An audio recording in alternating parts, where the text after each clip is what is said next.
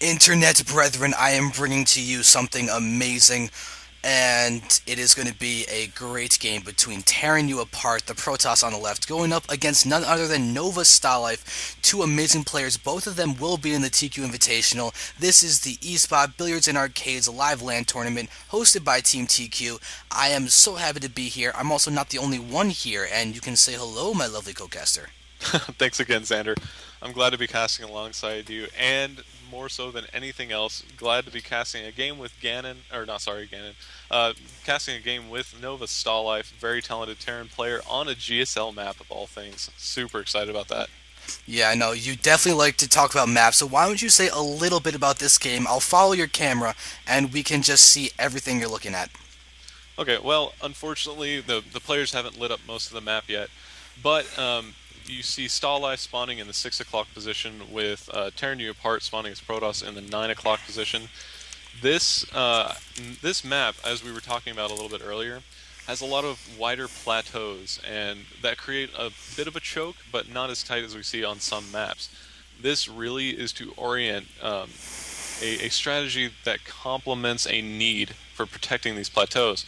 The majority of players, and especially on Blizzard maps, and I'm sure you all do this as well, is you keep your army at your natural, or roughly close to your third. Just, okay, my army's here at my base. Um, this map encourages your army to not be at your base because you need to protect these critical locations. The majority of players just see, well, I need to engage an army at some point in the map, and it needs to be bigger than theirs. That's all the strategy that goes into army movement, and positioning choices. On these maps, though, we're finally seeing map makers encourage players to hold positions that are key.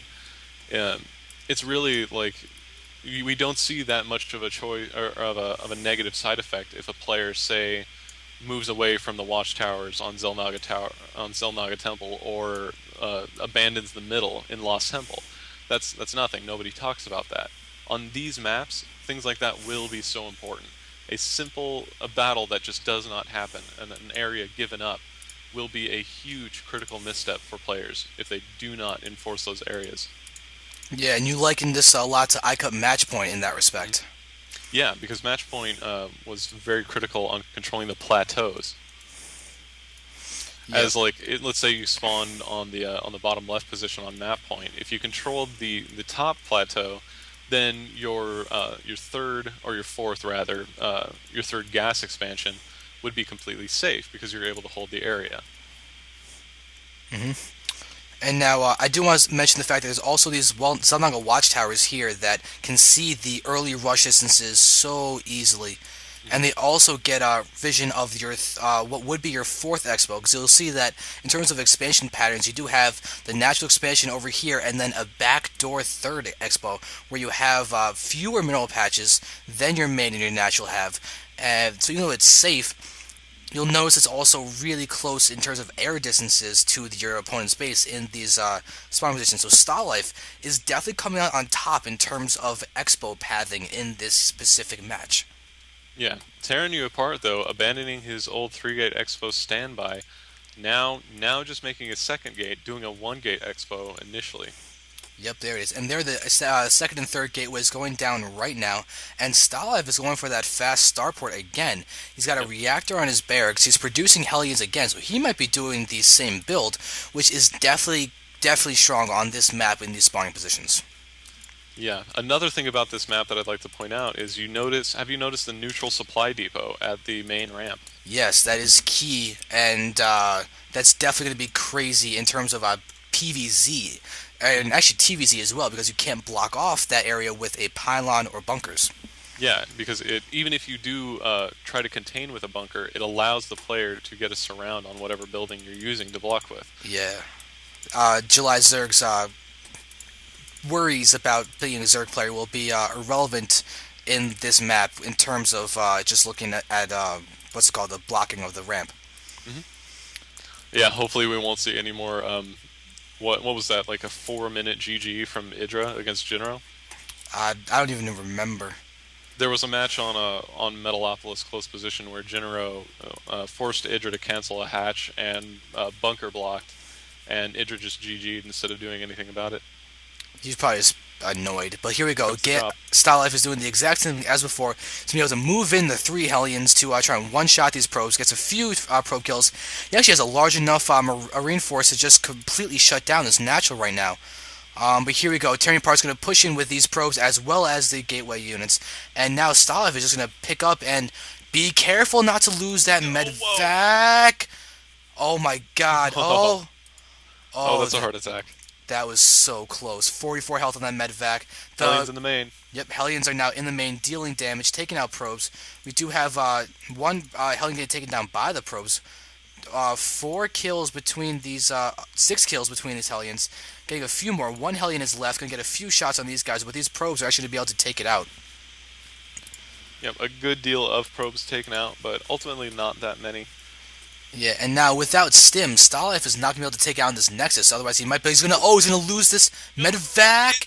Oh, 5 health left. Oh my God, Starlife could have just taken so much damage. Oh man, excuse me because I need to go to the hospital. That was a heart attack and a half. Losing that many Marines and a medevac that early really does hurt. Yeah, and Terranuapart though is recovering very, very well. You see, he's actually at 54 food to Starlight's 53 food. Yeah, If overall doing a relatively good job of shutting down NOVAstalife's drop and Hellion aggression. He did lose a few more probes than I'd like to see, but overall I think he'll be able to recover. Yeah, without a doubt. If you look at the unit counting station for a second, 29 probes to 31 SUVs. Not great, but he will have Chrono Boost. He's got the double Nexuses out. Starlife does have a second orbital command, so he can filter it off to his natural expansion. I just don't think he feels quite comfortable yet. We do have an observer coming into his base, though, so Terranuapart will be able to see exactly what's going on as Terranuapart techs up to Colossi. Yeah, I was about to mention that right about now is when Terranuapart really needs to know what his opponent's doing. I think there is a Raven out, so he should be able to. Well, no, if he had been keeping it with his army, or at least a little bit closer, you would have seen the observer. But now that means that Terranuapart will see the tech switch on this starport, and also the aggression coming from Stalife. Yep, he does see it. Yeah, but this observer is about to go down. Gets caught by the Raven. But look at that. The pathing of with the ramps and everything to have this observer actually survive for a very long time. Yeah, very good marine control from Stalife. Yep. So now I do want to note again that Terranuapart does build more than one observer at the beginning of the game, and that is so cool to see. And now Reactor is on top of this starport, so Starlife will be able to start producing Vikings in order to deal with the Colossus. But here we go, he's pushing in. Terranuapart's going to have to pull away with a lot of pros. He's actually going to lose the Nexus. We have these auto turrets at the ramp, and that Nexus goes down. Starlife could just pull back now after dealing all that damage and be good. And it looks like he's going to start microing to do that, take out a few of those Zealots. But, yes, Yeah, I a was just going to critical, retreat. critical misposition from Terranuapart. He sees the attack coming into his natural, and instead pulls all of his units up into his main. Oh, That yeah. actually was, now that I see it, I see a medevac retreating away that very likely was a pullback into the main to deal with a drop. Very well done by Stalife with misdirection. Yeah, now this Terranuapart is going to pick off a couple of Starlife's units as they pull back into Starlife's natural, but really, Starlife's going to be able to bunker up, and now he's going to be perfectly fine. He does lose one tank. Colossi are now in there, but, oh, look at this. Starlife is not positioning well against his Colossus. He could snipe it easily, but he's not going to. Terranuapart is in a rough spot right now. Starlife is really, turtling in. He's going to be able to be safe for a while. That but drop in the back, not drop, but a Raven in the back with an auto turret. It's going to get a few kills on itself. Well, auto turrets don't have a kill counter on them. No, super, auto turrets super annoying because you can't really just ignore them. They stay there forever. Yeah, it's so true. They're very different from Infested Terran, Hmm. which is a very good comparison in terms of spellcasting units in that respect. Yeah. So now, oh, I just want to note that there's also no gold bases on this map. If I'm just clicking around at the expansions right now, you can see they are all blue patches. Yep, I also like this map because tell me if there's one really big different thing that you see about all the expos. Well, you can see that they do all have gas, I believe, but really after your third base, they are all in the middle of the map. I'll give you a hint. I was complaining about it earlier on some of the other GSL maps. I should know this. What was it? Oh, but there's a battle coming.